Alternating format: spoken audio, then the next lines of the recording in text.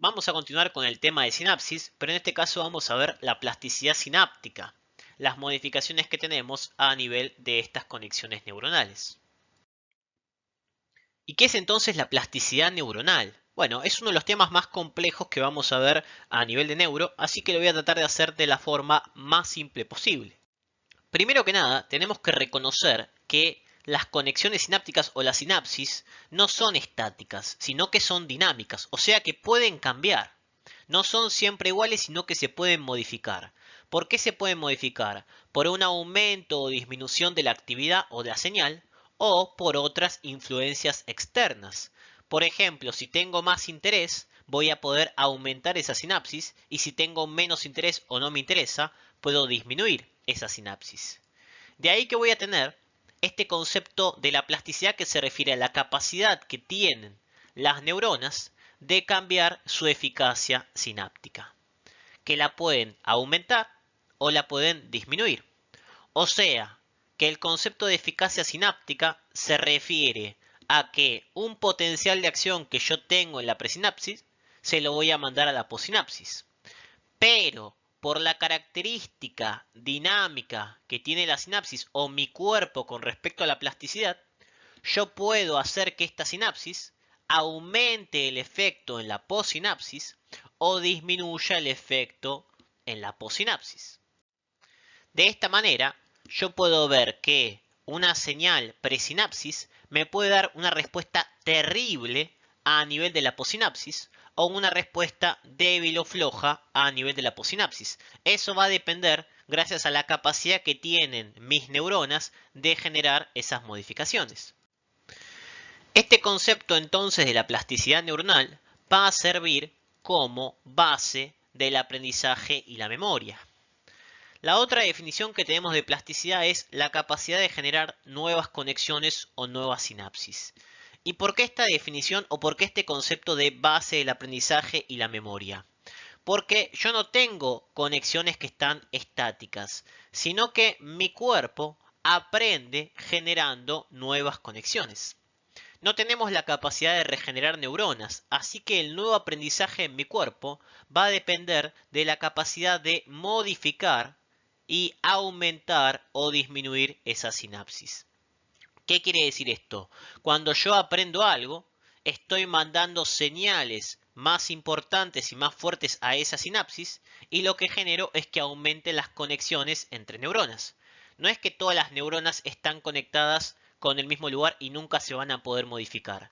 Dependiendo lo que me interesa, el aprendizaje o a la que le quiero dar bola, voy a poder hacer nuevas conexiones, y esas nuevas conexiones me van a dar nuevas funcionalidades.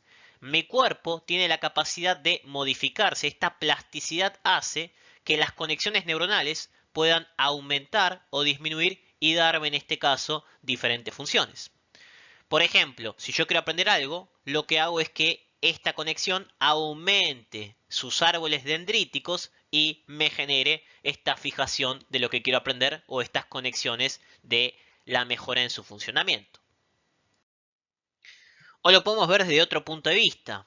Nosotros ahora estamos generando plasticidad neuronal. ¿Por qué? Porque por influencias externas, interesante por la clase o la información que están recibiendo, que generan cambios dinámicos en esa sinapsis, que aumente la sinapsis y que de esa manera generen nuevas conexiones y fijen la memoria de esta clase. Por lo tanto, yo puedo reforzar o debilitar una sinapsis, aumentar o disminuir. Y el concepto de la plasticidad se refiere al tiempo, ya que puede ser de corto plazo o de largo plazo. Cuando hablamos de reforzar, hablamos de potenciación, y cuando hablamos de debilitar, hablamos de depresión. Corto o largo plazo.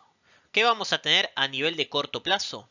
En el corto plazo vamos a encontrar la facilitación sináptica y la potenciación postetánica, que son elementos que potencian una sinapsis a corto plazo, o la depresión sináptica, que disminuye el concepto de la sinapsis.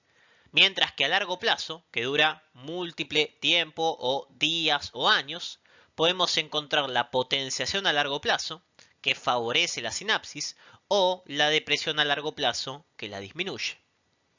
Y como punto intermedio, les agregué la sensibilización y la habituación. ¿Por qué como punto intermedio? Porque la sensibilización y habituación puede hacer a corto plazo o a largo plazo. Las vamos a desarrollar principalmente cuando veamos el concepto del aprendizaje. Pero como ejemplos simples, en la sensibilización yo qué voy a hacer? Voy a ponerme mucho más activo frente a diferentes estímulos. ¿Por qué? Porque en este caso la sinapsis me va a aumentar. Entonces un estímulo, un potencial de acción de la pre me va a dar mucha más respuesta en la post. De ahí que voy a estar mucho más atento a la situación o a lo que quiero aprender. El ejemplo clásico es un disparo o un ruido fuerte. Si yo escucho un disparo, mi cuerpo va a estar sensible y el próximo disparo voy a estar prestando mucha atención para ver de dónde viene o qué es lo que está pasando. Lo contrario sería la habituación. Mi cuerpo quiere debilitar esa sinapsis porque no me parece interesante o no vale la pena. Si yo vivo en un lugar donde pasa un tren, al principio lo voy a sentir el tren, pero con el tiempo voy a generar una plasticidad de habituación, en el cual el estímulo o el potencial de acción esté, pero mi cuerpo no lo reconozca o no le dé bola al disminuir esa sinapsis o esa conexión.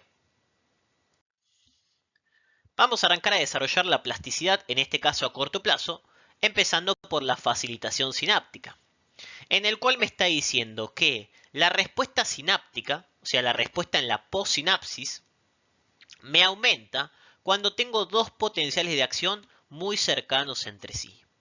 ¿Qué quiere decir esto? Cuando yo tengo un estímulo al lado del otro, ¿okay? Estos son los potenciales de acción, un potencial de acción y otro potencial de acción, esto me genera una facilitación sináptica. ¿Qué me genera? Que en la postsinapsis yo genere unos estímulos o unos PEPs, unos potenciales electrotónicos, mucho más grandes, de mayor amplitud. De esa manera estoy aumentando la señal y aumentando la información que paso con esa sinapsis. ¿De qué depende que dos estímulos muy cercanos entre sí me aumenten la señal en la postsinapsis? Depende principalmente del calcio.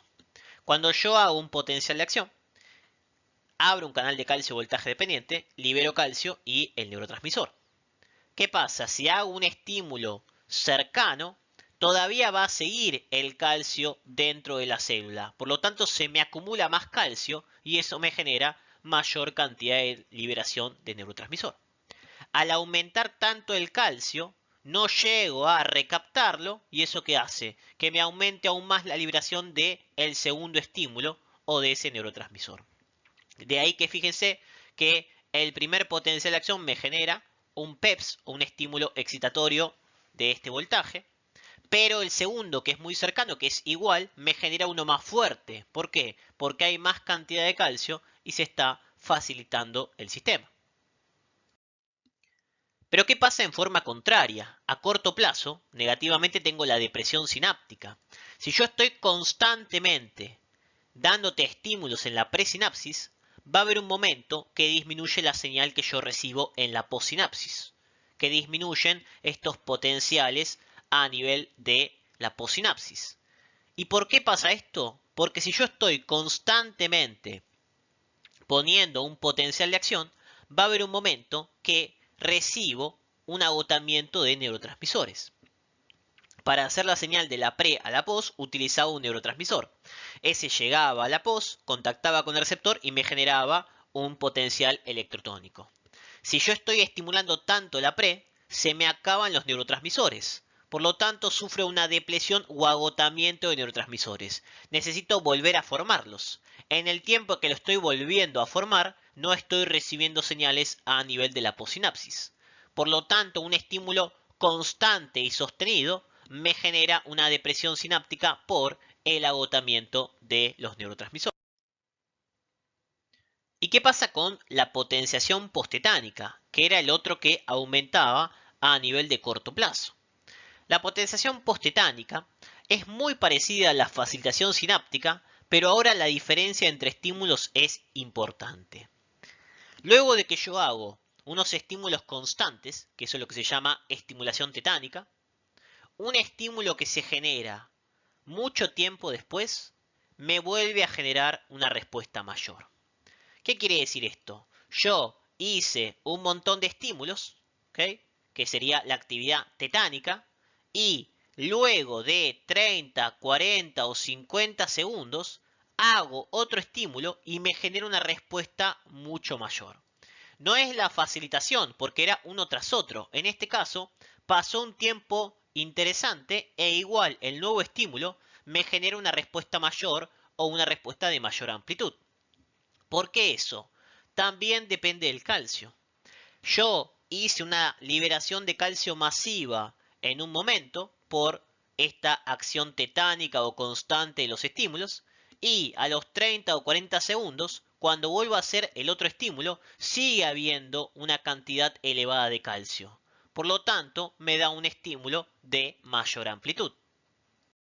Vamos a verlo todo junto, que es mucho más fácil de reconocerlos. Dijimos que si yo hacía potenciales de acción en la presinapsis constantemente uno tras otro, ¿qué hacía? Generaba la facilitación sináptica. En un primer momento, facilito y cada vez tengo potenciales de mayor amplitud. ¿Por qué? Por la acumulación de calcio a nivel de la célula. Por lo tanto, estímulos constantes uno tras otro me genera la facilitación sináptica. Pero si los estímulos son sostenidos durante mucho tiempo a lo largo del tiempo, ¿qué pasaba? Se me agotaba el neurotransmisor. Y si se me agota el neurotransmisor, disminuye la señal, lo que se refería a la depresión sináptica. Porque en este caso, tantos estímulos agotaron mi neurotransmisor. ¿Y qué pasa? Si dejo pasar un tiempo prudencial y pongo un estímulo aislado, de repente el potencial que se me genera es mucho más amplio que el primer potencial electrotónico. ¿Qué pasó? Acá se me generó un potencial más importante porque tuve la potenciación postetánica. Tiempo después de haber generado constantemente estímulos, me quedó una cantidad de calcio disponible, por lo tanto, el estímulo que genere ahora va a liberar mayor cantidad de neurotransmisor. Fíjense la diferencia entre la facilitación y la potenciación postetánica. Este es uno tras otro y este es que tiene que pasar un tiempo entre que haya muchos estímulos y luego un estímulo aislado me genera una respuesta mucho mayor. Con esto cerramos la primera parte con la definición de plasticidad y el concepto de la plasticidad a corto plazo. Muchas gracias.